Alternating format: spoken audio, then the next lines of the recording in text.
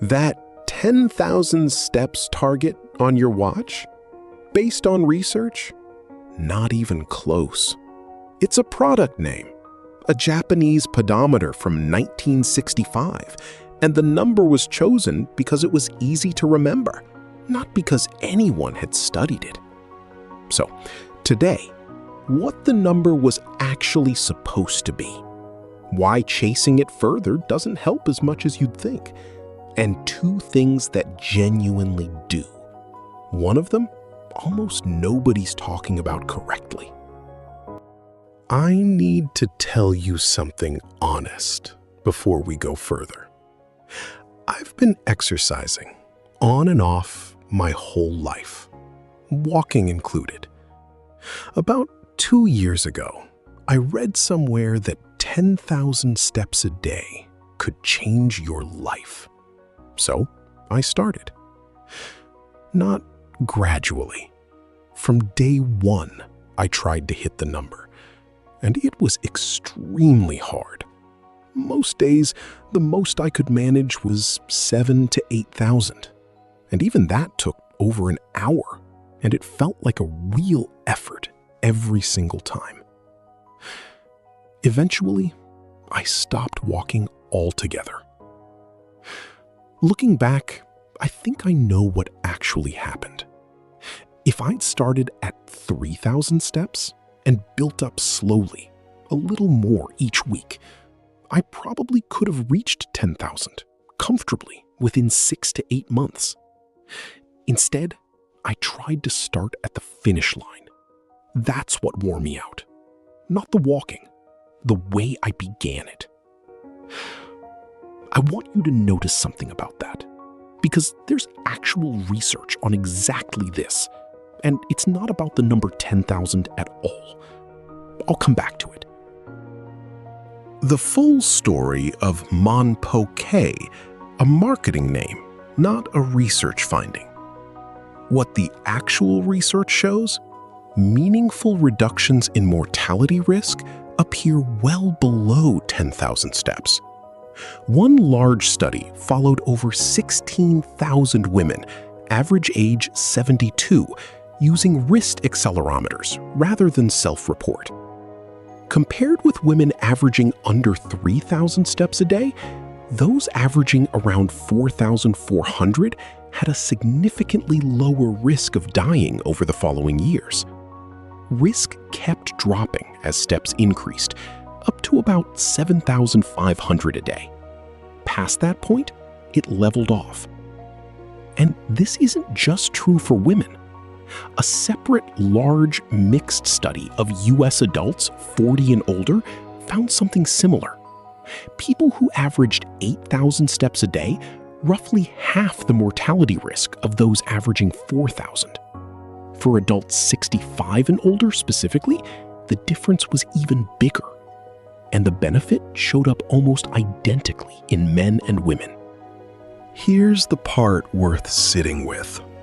The benefit doesn't disappear past 10,000 steps, but it flattens out well before it. Think about climbing a hill.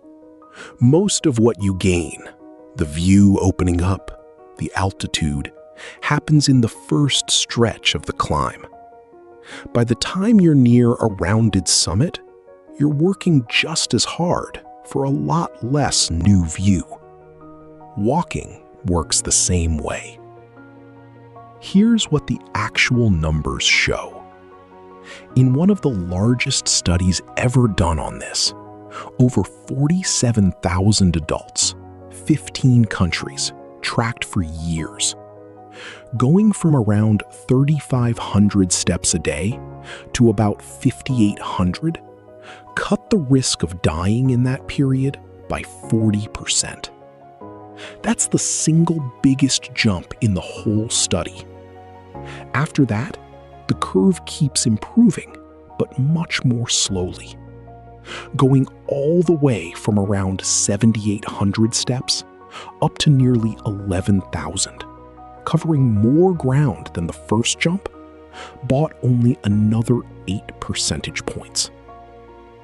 The paper also looked at exactly where the improvement levels off, using a separate statistical model. For adults 60 and older, that's roughly 6,000 to 8,000 steps a day.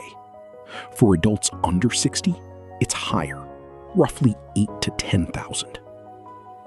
And if there's a real risk at this age, it isn't from walking too much. It's from doing too much, too suddenly, after doing very little. The actual danger sits in that jump. Someone who's been mostly sedentary, deciding to walk for an hour, 5 days a week, starting tomorrow. Not in a body that's already used to moving, building up gradually. So, if the number itself was never the point, what actually is? Here's the part I find remarkable. And it's not about your heart or your legs. It's about a part of your brain called the hippocampus, involved in memory, especially the kind that helps you find your way somewhere or remember a name. In a randomized trial, older adults who did aerobic exercise, walking essentially, for a year showed their hippocampus grow by about 2%. The comparison group, who just stretched, lost volume over the same year, which is the normal pattern with age. 2% sounds small. The researchers described it as reversing 1 to 2 years of typical age-related shrinkage. Whether that's genuinely new brain cells or the brain strengthening connections it already had, researchers are still working out. But the volume increase itself has been measured more than once. Now, you may have heard something described as Japanese walking. 3 minutes at one pace, then a minute at another. Here's what the actual research says. It comes from Shinshu University in Japan, from a research team led by Hiroshi Nose and Shizue Masuki. And the real protocol is 3 minutes at a fast pace, then 3 minutes slow, repeated. Not 3 and 1, 3 and 3. Think about that same hill again. Nobody climbs it at one flat, unchanging pace. You push harder on the steep parts and you ease off once the ground levels out. That's not a special technique. That's just how a body naturally moves over uneven ground. Interval walking is that same instinct, done on purpose, on a flat street. After 5 months, the interval group's leg strength went up 13 to 17%. Their aerobic capacity rose 8 to 9%, and their blood pressure dropped significantly more than the steady walking groups. One honest note, interval walking wasn't easier to stick with. Slightly more people didn't complete it compared to steady walking. But for the ones who did, the results were bigger across the board. A follow-up study with a much larger group, 679 people, tracked over 5 months, found their overall fitness capacity improved by about 14%, and a combined score covering blood pressure, blood sugar, and related risk factors improved by about 17%. Here's the part worth being precise about. This wasn't interval walking against reaching 10,000 steps. It was interval walking against walking the exact same amount of time, just steady instead of alternating. Same 30 minutes, same effort overall.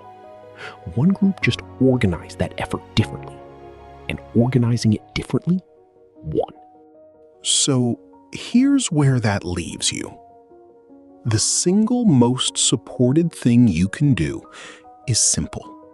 Walk more than you currently do, consistently. And don't let 10,000 be the number you're measuring yourself against. 4,000 steps is better than under 3,000. 7 or 8,000 gets you most of what there is to get. That's not a compromise. That's what the actual research supports, more clearly than almost anything else in this video. If you want more than that, genuinely more, not just a bigger number, interval walking is the upgrade with real evidence behind it. 3 minutes at a pace that makes talking harder, 3 minutes easing back off, repeated for about 30 minutes, at least 4 days a week. Be honest with yourself that it's genuinely harder than a steady stroll. In the actual trials, slightly more people gave up on it than gave up on steady walking. But if you keep at it, the results are bigger than walking the same amount of time at a steady pace. And whichever of those you choose, build up to it, slowly, however long that takes you. So, your recap. The 10,000 step number was never research. It was a product name. Real benefit shows up well before it. For most adults, somewhere around 7,000 to 8,000 steps a day. If you want more than that, interval walking. 3 minutes fast, 3 minutes slow. Repeated. Outperforms walking the same amount of time at a steady pace. And however you start slowly and build up. That's not the boring option. That's the one that actually works. You were never really trying to reach some marked summit at 10,000.